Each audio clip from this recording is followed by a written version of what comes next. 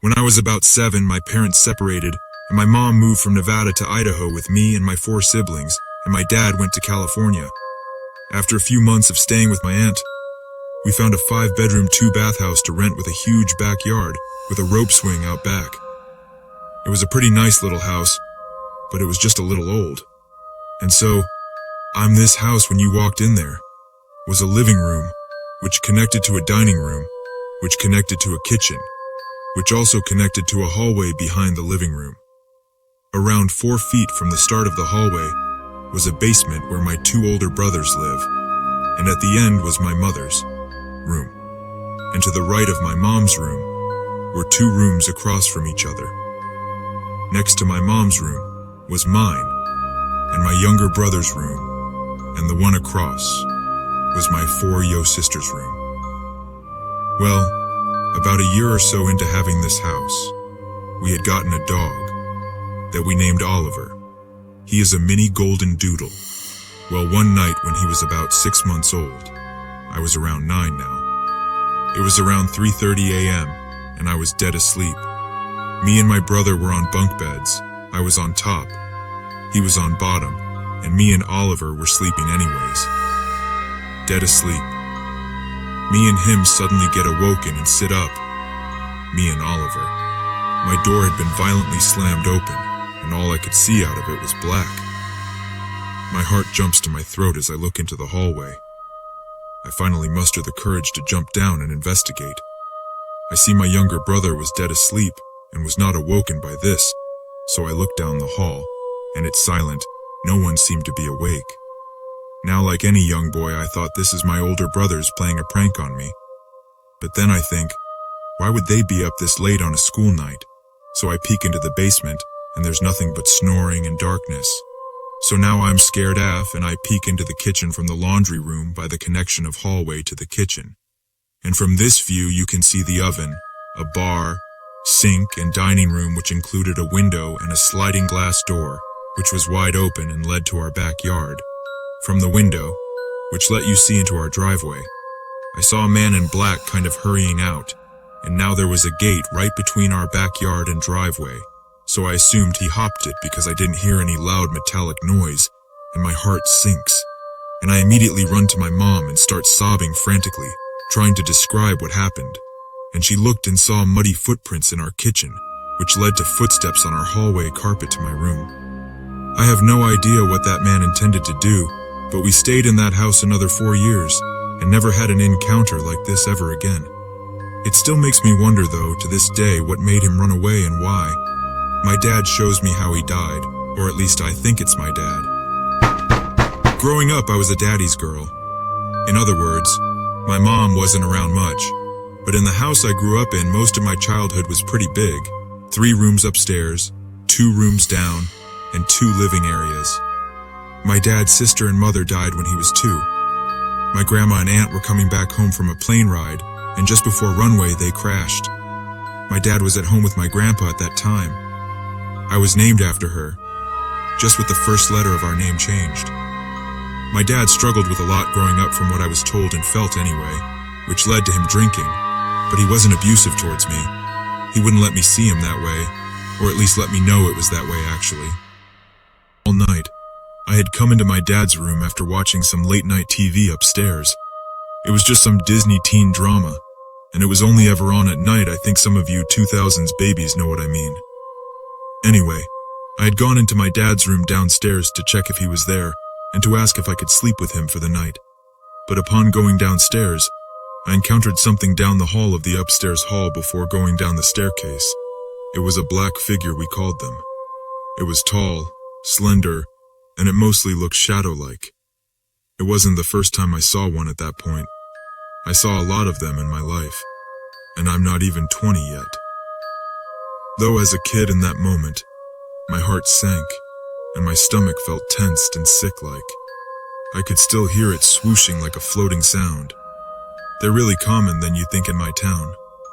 I mean, we had a lot of traumatic events here. Once I felt like my body was in control, I ran downstairs almost tumbling. I ran into my dad's room, turned on his light, and closed the door behind me. I took several deep breaths to calm myself down. I looked up and saw that my dad wasn't there. He was out drinking again, and as I sighed, I saw a huge garbage bag behind his door, almost like he'd forgot to take it out. I got curious because the way it sounded as I kicked it sounded like it was full of vodka bottles, and it was, I don't mean to exaggerate of how big the bag was, but it was huge, taller than the height of a doorknob. I then felt hurt, and thinking of it now makes more sense than ever. A few months had gone by. It was December 21st, 2014, and a lot had happened. I moved back in with my mom. She'd gotten better, and I was pretty happy until I went to go see my dad. But before going to see him, my mom asked me to basically ask him to take me food snack shopping. Or, hey dad, you have money. I want to buy food snacks. I honestly thought it was for her drugs or something they did to be petty-like.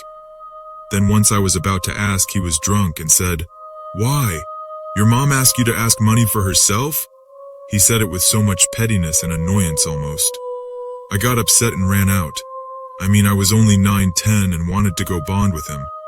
He came after me with his van that my mom and dad won in a bingo card way before all this.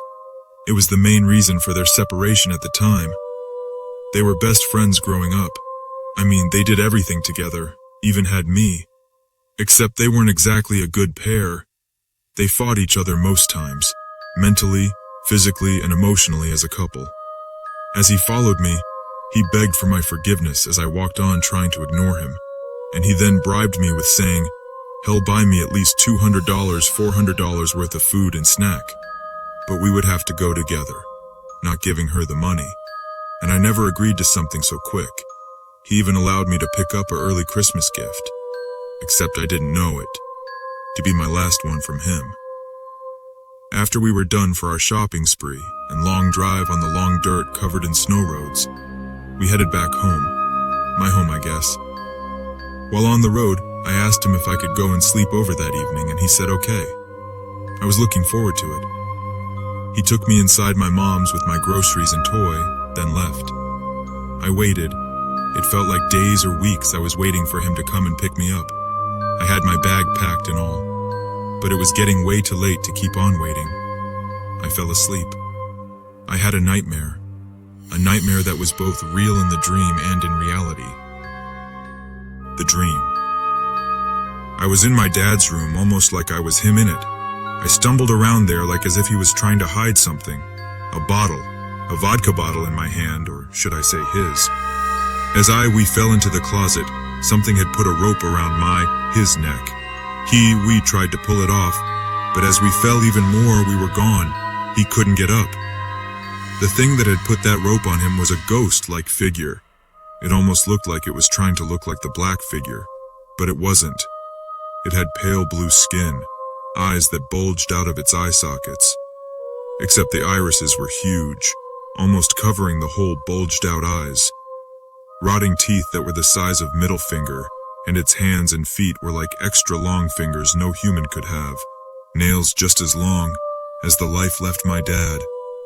So did the nightmare. It was over, but my nightmare started as I got woken up by Mom bawling her eyes out sitting on my bed. In my room, there were people in here making sure that we're okay and won't do anything to ourselves or others. I asked her what's wrong while I already knew the answer. "It's your dad. He's gone." She continued to cry. I honestly forgot how I reacted, but I believe I was in shock just as much as her. It's been 10 years since that's happened. And every single year, the same exact nightmare has happened. Every December 21st, the night before the 22, I relive the nightmare and see that thing that did it. I believe he's still wandering around and doesn't realize that he's gone, which isn't a good thing for a spirit to wander in my culture anyway. Moral of the story, be careful when you're drinking. The same thing could just happen to you, just like it almost did with me. I was about 7 or 8 years old and went with my family to this man-made lake, family park place in South Georgia. Basically a big, dugout pond that the owner put a bunch of beach sand and palm trees around and charged admission for people to come, park their cars, grill, and swim for the day. also had a big, unsafe as hell waterside that kids got hurt on. So where my family would park was in front of this little island that was a clump of sand about 30 yards off the shoreline. I was not the best swimmer, but the depth was just above my head, so I could bob up and down and bounce out to this island. Bouncing out to that little island one day we were there. My foot came down onto what felt like a face, felt what was a nose on my toe.